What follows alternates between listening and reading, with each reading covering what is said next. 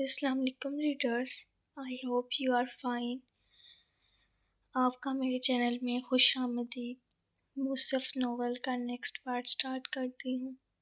ہے تو ٹھیک ہے، میں مصالحت کی آخری کوشش ضرور کروں گی، مگر اس سے بھیک نہیں مانگوں گی۔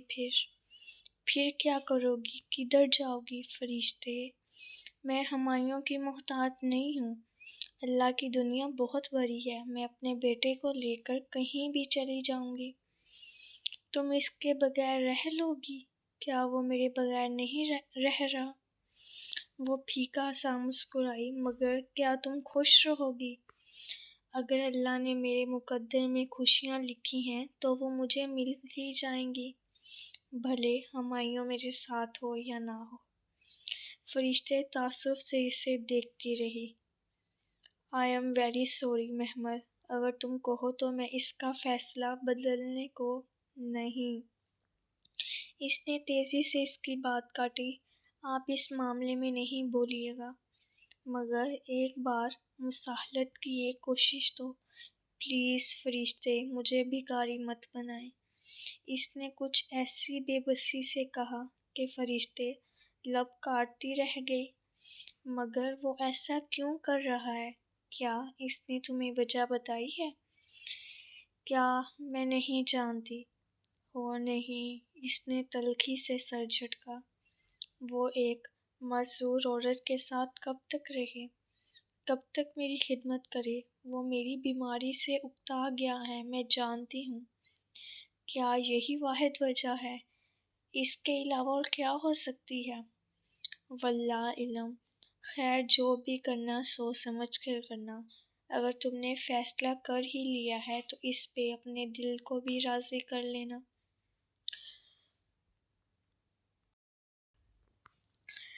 Love you sister. اس نے اپنا ہاتھ محمل کے ہاتھوں میں ہٹائے اور ہولے سے اس کا گال تھپ تھپاتی کھڑی ہوگی۔ بس یہ یاد رکھنا، میں تم سے بہت پیار کرتی ہوں، اور جب تک تم ٹھیک نہیں ہو جاتی میں تمہیں چھوڑ کر کہیں نہیں جاؤں گی، اوکے؟ محمل نے نم آنکھوں سے مسکراتے ہوئے اس بات میں سر ہلا دیا۔ جب سے ہمایوں نے علیحدگی کی بات کی تھی، فرشتے کے سامنے وہ خود کو صابر شاکر ظاہر کرتی، مگر اندر سے وہ مسلسل ٹوٹ پھوٹ کا شکار تھی۔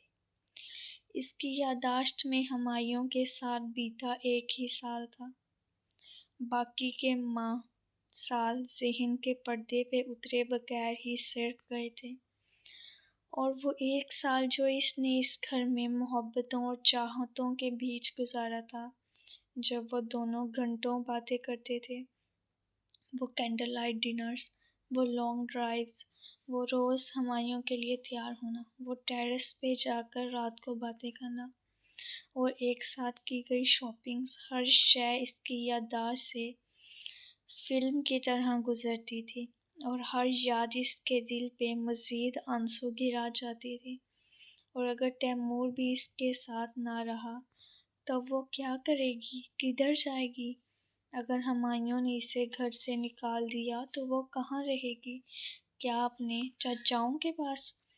کیا وہ اسے رکھیں گے فرشتے کے ساتھ؟ مگر فرشتے تو خود تنہا تھی، ہمایوں کے گھر میں مہمان تھے، پھر وہ کیا کرے گی؟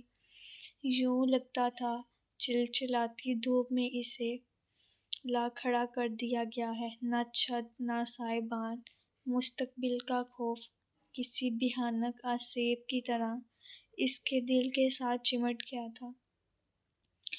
بار بار یہ سوال ذہن میں اٹھتے اور وہ بامشکل اس کو جھٹلا پاتی، اور پھر آخر کب تک وہ ان کو یوں جھٹکے گی؟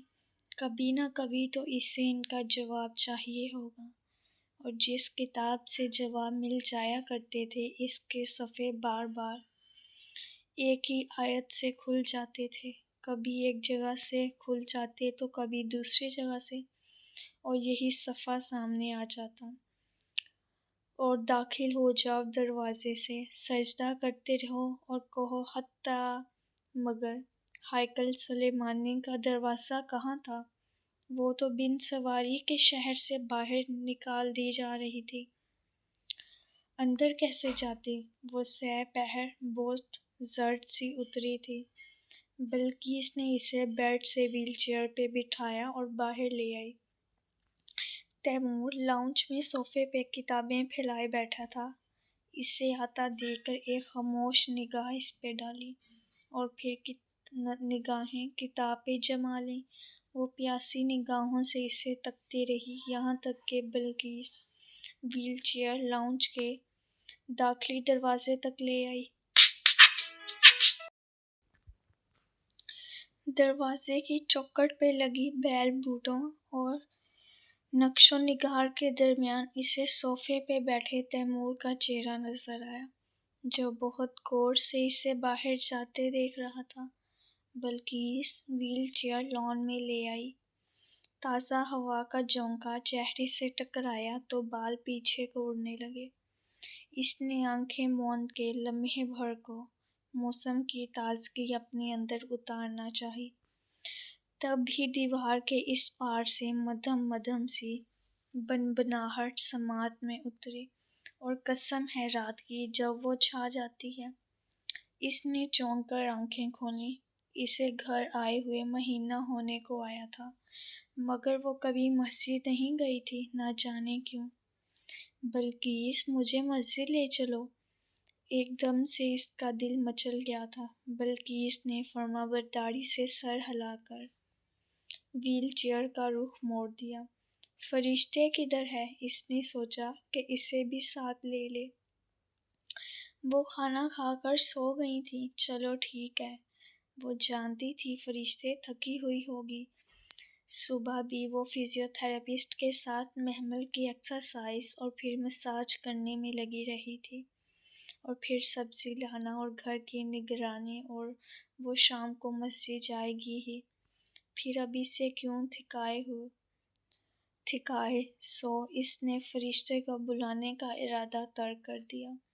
مسجد کا ہرا بھرا گھاس سے مزرعہ لان ویسا ہی خوبصورت تھا جیسا وہ چھوڑ کر گئی تھی۔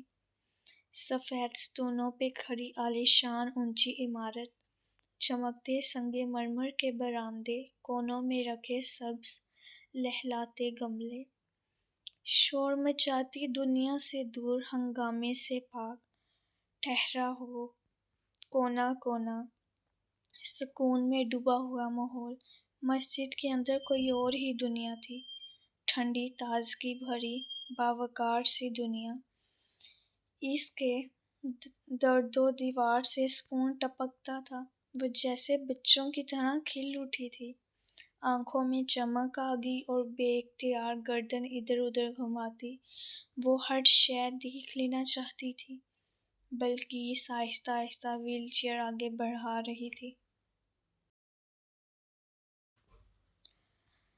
برآمدے میں سنگ مرمر کی چمکتی سیڑھیاں تھیں، ان پہ مسلسل لڑکیاں اوپر نیچے آ جا رہی تھیں۔ سفید یونیفارم کے اوپر لائٹ گرین سکارف پہنے وہ مسکراتی ہوئی خوش باش لڑکیاں، ہاتھوں میں قرآن اور کتابیں پکڑے، ہر کسی کو مسکرا کر سلام کہتی آس پاس نظر آ رہی تھیں۔ وعلیکم السلام، وعلیکم السلام۔ وہ مسکرا کر ہر کسی کے سلام کا جواب دے رہی تھی۔ وہ وہاں کسی کو نہیں جانتی تھی اور کوئی اسے نہیں جانتا تھا، پھر بھی سلام کرنا اور سلام میں پہل کرنے کا حرص رکھے ہر کوئی پاس سے گزرتے ہوئے سلام کرتا تھا۔ اس کا پور خوشی میں ڈوب رہا تھا۔ یہ ماحول، یہ درد و دیوار، یہ تو اس کی ذات کا حصہ تھے۔ وہ کیسے اتنا عرصہ ان سے کٹی رہی؟ وہ نم آنکھوں سے مسکراتے ہوئے ویل چیئر پہ بیٹھی، مسلسل سب کے سلام کا جواب دے رہی تھی۔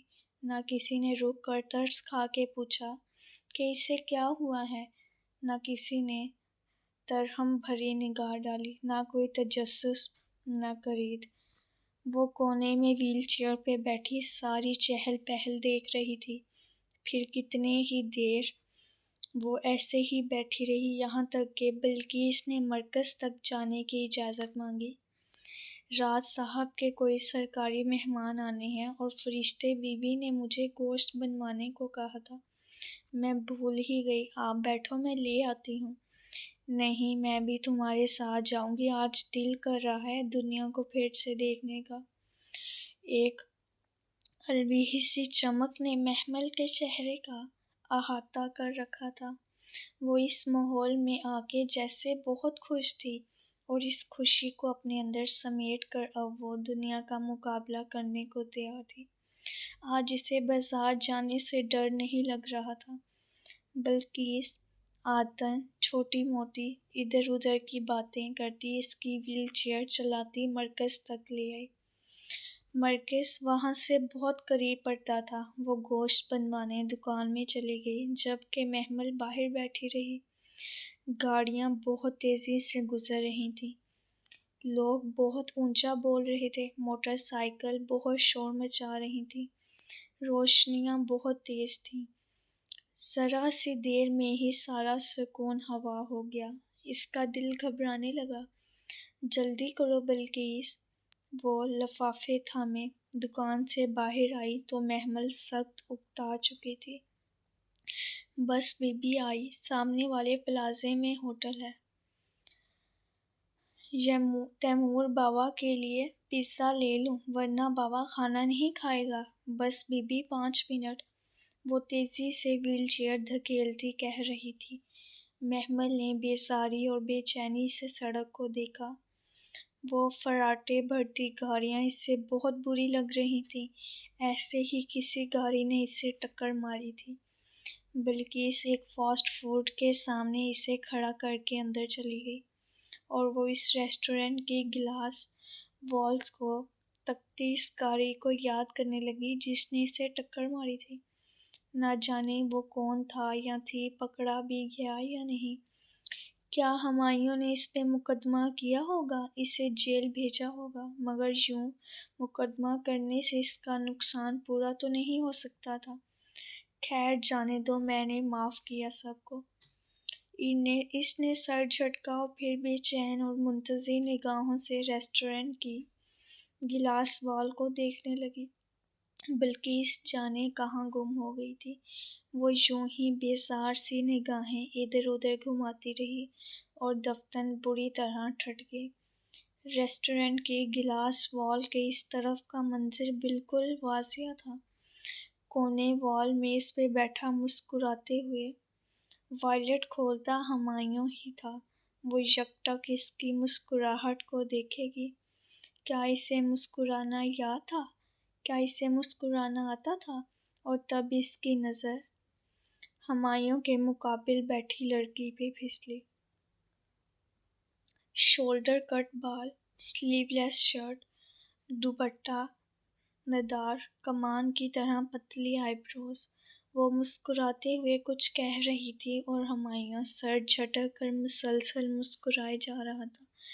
اس لڑکی کو وہ اچھی طرح پہچانتی تھی، وہ آرزو تھی۔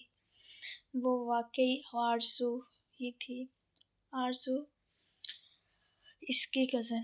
ہمایوں اب وائلٹ سے چند نوٹ نکالتے ہوئے کچھ کہہ رہا تھا، جبکہ وہ ہنستے ہوئے نفی میں سر ہلا رہی تھی۔ دونوں کے درمیان بے تکلفی واضح اور عیاں تھی۔ تو یہ بات تھی ہمایوں داؤد، تمہیں آرزو ہی ملی تھی؟ اس نے غم سے لب کاٹتے ہوئے سر جھٹکا تھا۔ فرشتے ٹھیک کہتی تھی، یقیناً وجہ کوئی اور تھی۔ اس کی معذوری کا تو بہانہ تھا، اصل وجہ تو وہ پتلی کمان سی آئی برو والی شاطر لڑکی تھی جو اس کے شوہر کے ساتھ سرعام لنچ کر رہی تھی۔ اس نے کہا تھا وہ ہمایوں کو اس سے چھین لے گی۔ اس نے ٹھیک کہا تھا، محمل نے کرب سے سوچا۔ مغرب کی صدائیں بلند ہو رہی تھیں جب بلقیس اس کی ویل چیئر دھکیلتی گھر کے گیٹ میں داخل ہوئی۔ اس کے سامنے ایک ہی منظر تھا، کونے کی ٹیبل پہ بیٹھے ہنستے مسکراتے دو نفوس، ایک جانا پہچانا سا فرد اور ایک جانی پہچانی سی عورت۔ وہ اجڑی اجڑی سی صورت لیے گمسم سی ویل چیئر پہ بیٹھی تھی۔ بلقیس کب اسے کمرے میں لائی سے کچھ علم نہ تھا۔ کسی نے اس کا شانہ ہلایا تو وہ چونکی اور پھر گردن اٹھا کر سامنے دیکھا۔ فرشتے حیران سے اس کے سامنے کھڑی تھی، زرد شلوار قمیص میں ملبوس، دوپٹہ شانوں پہ پھیلائے۔ اس نے گیلے برے بال سمیٹ کر دائیں شانے پہ ڈال رکھے تھے، شاید ابھی وہ نہا کر آئی تھی۔ کدھر گم ہو محمل، کب سے تمہیں بلا رہی ہوں۔ وہ پنجوں کے بل اس کے سامنے کارپیٹ پہ بیٹھی اور اس کے دونوں ہاتھ تھام لیے۔ دائیں شانے پہ پڑے بالوں سے پانی کے قطرے ٹپک کر اس کا دامن بھگو رہے تھے۔ آپ ٹھیک کہتی تھیں فرشتے، وہ جیسے ہار گئی تھی۔ فرشتے کو لگا وہ رو رہی ہے، مگر اس کے آنسو باہر نہیں اندر گر رہے تھے۔ میں نے آج خود ان دونوں کو دیکھا ہے۔ کن دونوں کو؟ وہ بری طرح چونکی۔ ہمایوں اور آرزو کو۔ آرزو؟ اسد انکل کی بیٹی آرزو؟ ہاں وہی۔ کیا اسد چچا کی ڈیتھ ہو گئی ہے؟ تم نے انہیں کدھر دیکھا؟ وہ اس کا سوال نظر انداز کر گئی تھی۔ مرکز کے ایک ریسٹورینٹ میں۔ وہ دونوں لنچ کر رہے تھے یا شاید ہاٹ ٹی۔ فرشتے، ہمایوں ہنس رہے تھے۔ میں تو سمجھی تھی وہ ہنسنا بھول گئے ہیں، مگر یہ بھی ہو سکتا ہے کہ پتہ نہیں۔ مگر وہ متزبز تھی، کچھ کہتے کہتے رک گئی۔ مجھے پتہ ہے وہ آرزو کی وجہ سے میرے ساتھ یوں کر رہے ہیں۔ اس نے کہا تھا وہ ہمایوں کو مجھ سے چھین لے گی، اور اس نے یہ کر کے دکھایا۔ کیا وہ کبھی اس گھر میں آئی ہے؟ ہاں وہ اکثر آتی رہتی ہے، مگر تمہارے گھر شفٹ ہو جانے کے بعد وہ کبھی نہیں آئی۔ واقعی؟ اسے حیرت بھی ہوئی اور غصہ بھی آیا۔ آخر وہ کس حیثیت سے آئی تھی اس گھر؟ آپ نے اسے نکالا کیوں نہیں، اندر کیوں آنے دیا؟ یہ میرا گھر نہیں ہے محمل، مجھے اس کا حق نہیں ہے۔ محمل چپ سی ہو گئی، اس کے پاس کہنے کو کچھ نہیں بچا تھا۔ ہمایوں کے کچھ گیسٹ آنے ہیں چائے پہ، ابھی پہنچنے والے ہوں گے، میں ذرا کچن دیکھ لوں۔ وہ اس کے ہاتھوں سے ہاتھ نکال کر کھڑی ہو گئی۔ گیلے بال شانے سے پھسل کر کمر پہ جا گرے۔ آپ بہت اچھی ہیں فرشتے، وہ کہے بغیر نہ رہ سکی۔ وہ تو مجھے پتہ ہے۔ وہ نرمی سے مسکرائی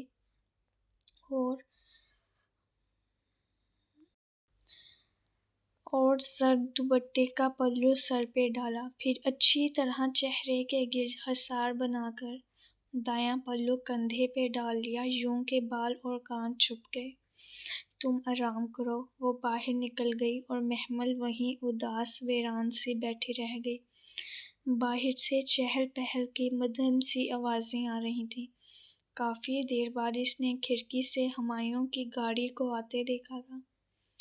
اس کے ہمراہ 2-3 معزز اشخاص بھی تھے۔ ہمایوں اسی لباس میں تھا جس میں وہ شام کو آرزو کے ساتھ ریسٹورینٹ میں تھا۔ گویا وہ واقعی وہی تھا، یہ اس کا وہم نہیں تھا۔ وہ حسرت و یاس سے کھڑکی سے لگی ان کو اندر جاتے دیکھتی رہی۔ اس کے کمرے میں اندھیرا اتر آیا تھا، باہر روشنی تھی۔ باہر والے اسے نہیں دیکھ سکتے تھے، اور وہ باہر والا تو شاید اب کبھی بھی اسے نہ دیکھ سکے۔ اس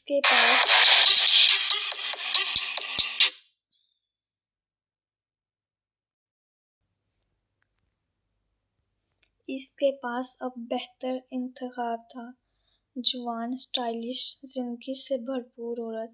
بے شک وہ محمل کی طرح خوبصورت نہ تھی، مگر اس کی تراش خراش کی گئی شکل اب محمل سے حسین لگتی تھی۔ کیا کبھی حالات بدل دیں گے؟ کیا کبھی ہمایوں لوٹے گا؟ کیا کبھی اس کی معذوری ختم ہوگی؟ کیا کبھی تیمور اس کے پاس آئے گا؟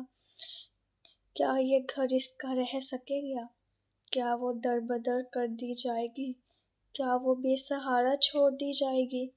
اندر کا خوف اور بے بسی آنسوؤں کی صورت میں آنکھوں سے نکل کر چہرے پہ لڑکنے لگی۔ مستقبل ایک بھیانک سیاہ پردے کی مانند ہر طرف چھاتا دکھائی دے رہا تھا۔ اس نے کرب سے آنکھیں مینچ لیں۔ اللہ اس چیز سے بڑا ہے جس سے میں ڈرتی اور خوف کھاتی ہوں۔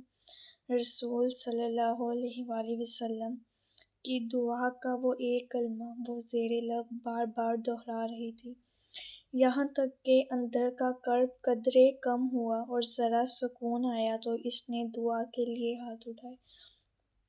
اگر ان لوگوں نے مجھے چھوڑ ہی دینا ہے، نکال ہی دینا ہے تو مجھے کسی بے قدرے کے حوالے مت کرنا۔ میرے مالک، کوئی امید کا سرا دکھا دے، کوئی روشنی دکھا دے۔ وہ بنا لب ہلائے دعا کے لیے اٹھتے ہاتھوں کو دیکھ رہی تھی۔ آنکھوں سے آنسو اسی طرح بہہ رہے تھے۔ پھر جب بہت رو چکی تو چہرہ پونچھا اور سائڈ ٹیبل پہ رکھا اپنا سفید کور والا قرآن اٹھایا۔ اس کے فرنٹ کور پہ مٹا مٹا سا میم اسی طرح لکھا تھا۔ اسے یاد نہیں تھا اس نے آخری بات تلاوت کدھر چھوڑی تھی، پتہ نہیں نشان کہیں لگایا تھا یا نہیں، بس جہاں سے صفحہ کھلا اس نے پڑھنا شروع کر دیا۔ لاشعوری طور پر وہ اللہ تعالیٰ سے رہنمائی چاہتی تھی، اور کس کی بات اس شخص کی بات سے زیادہ اچھی ہو سکتی تھی؟ وہ اللہ کی طرف بلائے اور اچھے عمل کرے اور کہے بے شک میں مسلمانوں میں سے ہوں۔ اس نے اگلی آیت پڑھی، اور بھلائی اور برائی برابر نہیں ہو سکتی، سو برائی کو اس طریقے سے دور کرو جو بہترین ہو۔ پھر دفتن وہ شخص جس کی اور تمہارے درمیان عداوت ہے یوں ہو جائے گا گویا کہ تمہارا حمیم گہرا جاں نثار دوست۔ وہ اس نے اجنبی سے ان آیات کو دیکھا۔ کیا اب بھی کوئی امید تھی کہ وہ شخص اس کا حمیم گہرا جاں نثار دوست بن سکتا ہے؟ اب تو کچھ باقی نہیں رہا تھا، سب ختم ہو گیا تھا۔ اس نے اس آیت کو دوبارہ پڑھا، بہت ہی عجب ماجرا تھا۔ آج وہ اپنے شوہر کو کسی دوسری عورت کے ساتھ خوش گپیاں کرتے ہوئے دیکھ آئی تھی۔ اپنے اس شوہر کو جو برملا اس سے علیحدگی کا کہہ چکا تھا، اس کا اپنا بچہ اس سے بکتا تھا، اس سے نفرت کرتا تھا، اس کی بے انتہا پر امید رہنے والی بہن بھی آج خاموش تھی۔ آج اس نے بھی امید نہیں دلائی تھی کہ ہمایوں کا رویہ سب کے سامنے تھا۔ اس نے پھر پڑھا۔ پھر دفتن وہ شخص جس کے اور تمہارے درمیان عداوت ہے یوں ہو جائے گا گویا تمہارا حمیم ہو، اور اس خوبی کو ان لوگوں کے سوا کوئی نہیں حاصل کر سکتا جو بہت صبر کرتے ہیں، اور اس خوبی کو ان کے علاوہ کوئی نہیں حاصل کر سکتا جو بڑی قسمت والے ہوتے ہیں۔ میں اتنی صبر کرنے والی اور قسمت والی کہاں ہوں اللہ تعالیٰ، اس نے پاس سے سوچا تھا۔ کیا واقعی کبھی بھی ان عداوتوں کو پگھلا نہیں سکے گی؟ کیا اسے مایوس ہو جانا چاہیے؟ باہر سے چہل پہل کی آوازیں بدستور آ رہی تھیں۔ محمل کے کمرے کے سامنے ہی ڈرائنگ ہال اور ڈائننگ روم تھا، اور اس نے قرآن بند کر کے شیلف پہ رکھا اور وہیل چیئر کو گھسیٹتی ہوئی کھڑکی کے پاس لے آئی۔ قد آور کھڑکی کے شفاف شیشوں کے اس پار ڈوبتی شام کا منظر نمایاں تھا۔ دور اوپر کہیں آدھا چاند بادلوں سے جھانک رہا تھا، یہاں تک کہ شام ڈوب گئی اور چاندنی سے کھڑکی کے شیشے روشن ہو گئے۔ وہ اسی طرح اندھیرے میں ڈوبے کمرے میں بیٹھی گردن اٹھائے چاند کو دیکھ رہی تھی۔ ادفع باللتی احسن، یہ عربی ہے، ترجمہ اس کا ہے دور کرو اسے اس طریقے سے جو بہترین ہو، جو بہترین ہو، جو بہترین ہو۔ ایک آواز بار بار اس کی سماعت میں گونج رہی تھی۔ وہ چپ چاپ چاند کو دیکھتی کچھ سوچے گی۔ اس نے دیوار پر اوزاں گھڑی پہ نگاہ دوڑائی۔ 1 بجنے میں ابھی چند منٹ تھے اور ہمایوں 1:30 بجے تک گھر آ جاتا تھا۔ وہ وہیل چیئر گھسیٹتی سنگار میز کے سامنے لے آئی اور قد آور آئینے میں اپنا عکس دیکھا۔ وہیل چیئر پہ بیٹھی ایک کمزور سی لڑکی جس کے گھٹنوں پہ چادر پڑی تھی اور گیلے بال شانوں پہ بکھرے تھے۔ چہرے کی سفید رنگت میں زردی کھٹکی تھی اور بوڑھی آنکھوں تلے ہلکے تھے۔ اس نے ہیئر برش اٹھایا اور آہستہ آہستہ بالوں میں اوپر سے نیچے کنگھی کرنے لگی۔ گیلے بالوں سے موتیوں کی طرح ٹپکتے قطرے اس کی سرخ قمیض کو بھگو رہے تھے۔ یہ خوبصورت جوڑا فرشتے نے اس کے لیے بنوایا تھا اور آج بہت شوق سے اس نے پہنا تھا۔ بال سلجھ گئے تو اس چہرے پہ ہلکا سا فاؤنڈیشن لگایا، پھر گلابی سا بلش آن بکھیرا، آنکھوں میں گہرا کاجل اور اوپر لائٹ پنک آئی شیڈ، پھر پنک اور لیڈ لپسٹک ملا کر لبوں پہ لگائی، یوں کہ اوور بھی نہ لگے اور بہت پھیکی بھی نہ۔ بال ذرا ذرا سوکھنے لگے تھے۔ اس نے ان کو برش سے سمیٹا، پھر دونوں ہاتھوں میں پکڑے اونچا کیا اور پونی میں باندھا، یوں کہ اونچی پونی ٹیل اس کی گردن پہ جھولنے لگی۔ محمل کی یادگار پونی ٹیل۔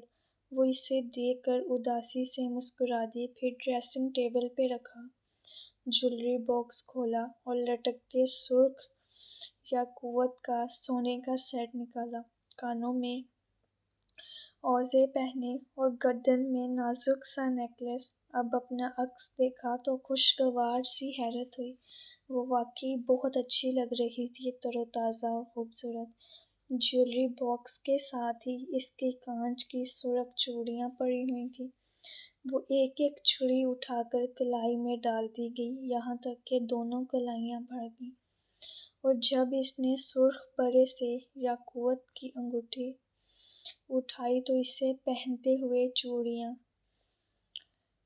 بار بار کھن اٹھتیں۔ 1:30 بجنے والا تھا۔ اس نے ایک نظر گھڑی کو دیکھا اور پھر پرفیوم اسپرے کر کے خود کو باہر نکال لائی۔ ہمایوں ابھی تک نہیں آیا تھا۔ وہ بے چین سی لاؤنج میں بیٹھی تھی، کبھی اوزے درست کرتی، کبھی چوڑیاں ٹھیک کرتی اور بار بار دروازے کو دیکھتی۔ 2 بجنے والے تھے جب اس نے گاڑی کی آواز سنی۔ ایک دم اس کا دل زور زور سے دھڑکنے لگا۔ یہی طریقہ اسے بہترین لگا تھا، سو اس نے اسی کو اپنایا تھا۔ قدموں کی آواز اسے قریب ہوتی سنائی دی۔ وہ خواہ مخواہ گود میں دڑے ہاتھوں کو دیکھنے لگی۔ وہ نروس ہو رہی تھی اور وہ یہ جانتی تھی۔ دروازہ کھلا اور اسے ہمایوں کے بھاری بوٹوں کی چاپ سنائی دی، مگر نہیں، ساتھ میں نازک ہیل کی ٹک ٹک بھی تھی۔ اس نے حیرت سے سر اٹھایا اور اگلے ہی پل زور کا جھٹکا لگا۔ ہمایوں اور آرزو آگے پیچھے اندر داخل ہوئے۔ وہ یونیفارم میں ملبوس تھا، ہاتھ میں ایک خاکی لفافہ تھا اور وہ آرزو سے بغیر کچھ سنے چلا آ رہا تھا۔ وہ اس کے ہم قدم، مصور سی چل رہی تھی، وائٹ ٹراؤزرز پہ پنک گھٹنوں تک کا ٹی شرٹ اور دوپٹہ ناپید، کمان پتلے آئی بروز اور تیکھی نگاہیں اسے سامنے بیٹھے گردن اٹھائے خود کو دیکھتے۔ ان دونوں کے قدم ذرا سست پڑ گئے۔ چند لمحے وہ شاید صدمے کی حالت میں رہ گئی تھی، مگر پھر سنبھل گئی۔ بظاہر سکون سے ان دونوں کو آتے دیکھا اور اسی سکون سے سلام کیا۔ السلام علیکم۔ وعلیکم السلام۔ ہمایوں نے جواب دے کر ایک نظر آرزو کو دیکھا، جو سینے پہ بازو باندھے تیکھی نگاہوں سے محمل کو دیکھ رہی تھی۔ اس کی نگاہوں میں واضح استحساس تھا۔ میں آپ کا انتظار کر رہی تھی ہمایوں، مجھے آپ سے بات کرنی ہے۔ وہ آرزو کو یکسر نظر انداز کیے سپاٹ لہجے میں ہمایوں سے مخاطب تھی۔ مجھے بھی تم سے بات کرنی ہے، وہ سنجیدگی سے کہتا اس کے سامنے والے صوفے پہ بیٹھا۔ خاکی لفافہ ابھی تک اس کے ہاتھ میں تھا۔ ٹھیک ہے، آپ بتائیں۔ وہ دونوں آمنے سامنے بیٹھے تھے اور آرزو اسی طرح سینے پہ بازو لپیٹے اکڑی اکڑی سی کھڑی تھی۔ چند لمحے خاموشی حائل رہی۔ ہمایوں ہاتھ میں پکے خاکی لفافے کو دیکھتا رہا جیسے کچھ کہنے کے لیے الفاظ تلاش کر رہا ہو۔ اس نے سر اٹھایا اور انہی سنجیدہ نگاہوں سے محمل کا چہرہ دیکھا۔ میں شادی کر رہا ہوں۔ ایک لمحے کو سکوت چھا گیا، مگر نہ آسمان گرا، نہ زمین پھٹی، نہ ہی کوئی طوفان آیا۔ اس نے بہت صبر سے اس کی بات سنی اور پھر سوالیہ آئی برو اٹھائے تو یہ کہ ہم دونوں کو الگ ہو جانا چاہیے۔ یہ لو۔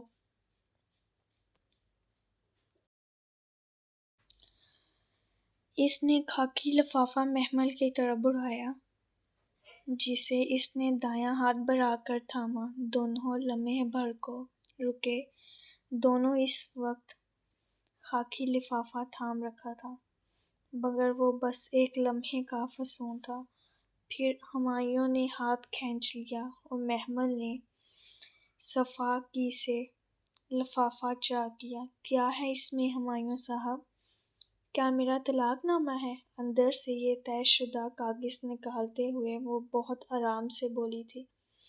وہ خاموش رہا۔ محمل نے کاغذ کی تہیں کھولیں۔ وہ واقعی طلاق نامہ تھا، ہمایوں کے دستخط، محمل کا نام۔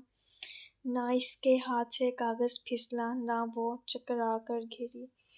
بس ایک نظر میں پورا صفحہ پڑھ ڈالا اور پھر گردن اٹھائی۔ لمحوں میں ہی اس نے سارے فیصلے کر لیے تھے۔ اس پہلی طلاق کا شکریہ ہمایوں داؤد، جس عالم نے آپ کو یہ بتایا کہ 3 طلاقیں اکٹھی دینا ایک قبیح عمل ہے، 100 طلاق ایک ہی دینا بہتر ہے، تو اس نے یقیناً یہ بھی بتایا ہوگا کہ اب عدت کے 3 ماہ میں اسی گھر میں گزاروں گی یا نہیں بتایا؟ مجھے معلوم ہے تم 3 ماہ ادھر ہی رہ سکتی ہو، اس کے بعد میں شادی کر لوں گا۔ وہ کھڑا ہو گیا۔ محمل نے گردن اٹھا کے اسے دیکھا، جس کے بے وفا چہرے پہ کوئی پچھتاوا، کوئی ملال نہ تھا۔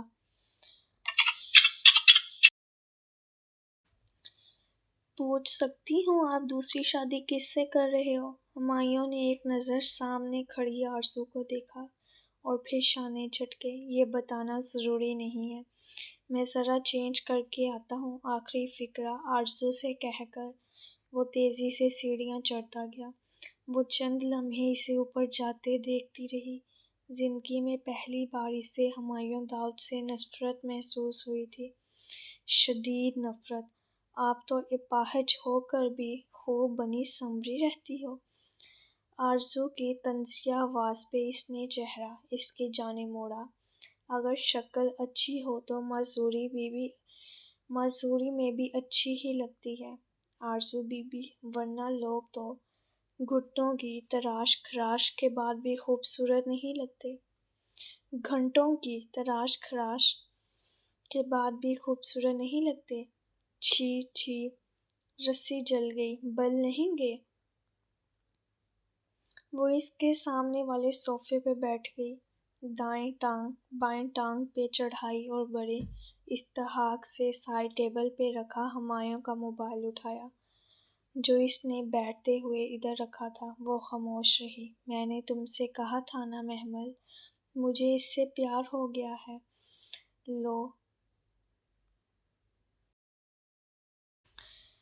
ایٹ فرسٹ سائٹ، میں اسے حاصل کر ہی لوں گی۔ اور میں نے بھی تب کہا تھا آرزو کہ تم خدا نہیں ہو جو ہر چیز تمہاری مرضی سے ہو۔ آج وہ تمہارے لیے مجھے چھوڑ رہا ہے، کل کو کسی اور کے لیے تمہیں بھی چھوڑ دے گا، تب میں تمہاری آہیں سننے ضرور آؤں گی۔ آرزو بے اختیار محفوظ سی محمل ہنس پڑی۔ اس کا انداز محمل کے اندر آگ لگا گیا، مگر اس نے آگ چہرے پہ نہ آنے دی۔ وہ بہت کمال ضبط کا وقت تھا۔ تمہارے پاس ایسا کچھ نہیں ہے جس سے میں جیلس ہوں راہ ہمایوں، تو تم شوق سے اسے لے لو۔ مجھے کھنکتی مٹی کے اس پیلے کا کیا کرنا جس میں وفا نہ ہو؟ تمہاری عقل ابھی تک نہیں گئی محمل، اور میری عقل جائے گی بھی نہیں۔ تمہیں کیا لگتا ہے محمل ہمایوں کے بغیر مر جائے گی؟ ہو نہیں، اس نے تلخی سے سر جھٹکا۔ میں 7 سال کوما میں پڑی رہی، تب میرے پاس ہمایوں نہیں تھا۔ میں تب بھی نہیں مری تو اب اس کے بغیر کیوں مروں گی؟ خیر اگر تم نے بیٹھنا ہے تو بیٹھو، کھانے پینے آئی ہو تو سامنے کچن ہے، ویسے بھی دوسروں کا مال کھانے کی تمہاری خاندانی عادت ہے اور ہمایوں کی خیرات کرنے کی۔ جو کھانا ہو کھا لینا، ٹیک کیئر۔ اس نے دانستہ اسلام السلام علیکم کہنے سے احتراز برتا، کم از کم اس وقت وہ آرزو پہ سلامتی نہیں بھیج سکتی تھی، اور ویل چیئر کا رخ اپنے کمرے کی طرف موڑ دیا۔ طے شدہ زرد کاغذ ادھ کھلا اس کی گود میں رکھا تھا۔ اسے آرزو کے بڑبڑانے اٹھنے اور سیڑھیاں چڑھنے کی آواز سنائی دی تھی۔ اس کا گھر تیش کے پتوں کی طرح بکھر چکا تھا، اب کچھ باقی نہ رہا تھا۔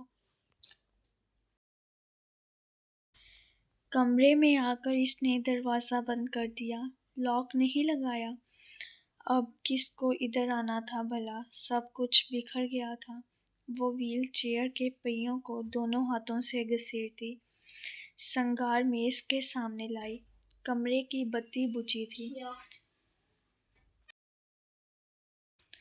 کھڑکی کے آگے پردہ گھرا تھا، کہیں درزوں سے زرد سی روشنی جھانک رہی تھی جس سے کمرے میں نیم اندھیرا سا تھا۔ وہ اس نیم تاریک ماحول میں اپنا عکس آئینے میں دیکھے گی۔ ہر شے اجڑ گئی تھی، سب ختم ہو گیا تھا، راکھ کا ڈھیر لگا تھا اور اس میں کوئی چنگاری نہیں بچی تھی۔ اپنے عکس کو دیکھتی اس کا دل چاہا وہ کانوں سے اوزیں نوٹ کھینچے، نازک سا ہار اتار کر دیوار پہ مارے، چوڑیاں توڑ دے، زور زور سے چلائے، دھاڑے مار مار کر روئے۔ اس نے ہاتھ اوزاؤں کی طرف بڑھایا ہی تھا کہ دفتر نیم تاریک کمرے میں ایک مدھم سی آواز ابھری، آنکھ آنسو بہاتی ہے اور دل غمگین ہے، مگر زبان سے وہی کہیں گے جس پہ ہمارا رب راضی ہو۔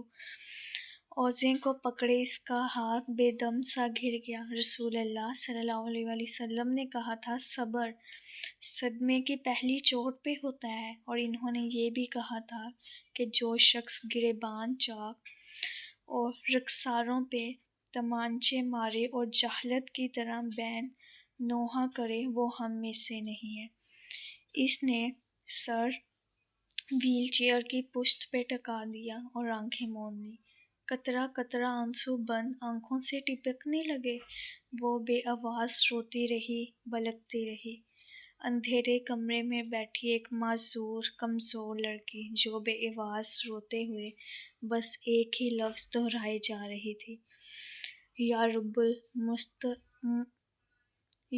المستضعفین، اے کمزوروں کے رب۔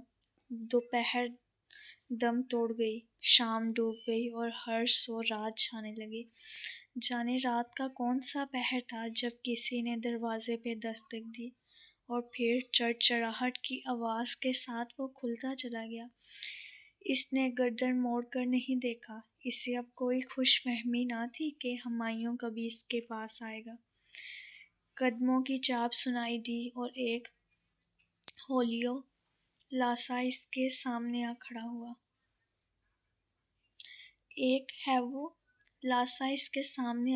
محمل، وہ فرشتے کی آواز تھی۔ وہ چپ چاپ آنکھیں چھت پہ جمائے بیٹھی رہی۔ محمل کیا ہوا ہے؟ ایسے کیوں بیٹھی ہو؟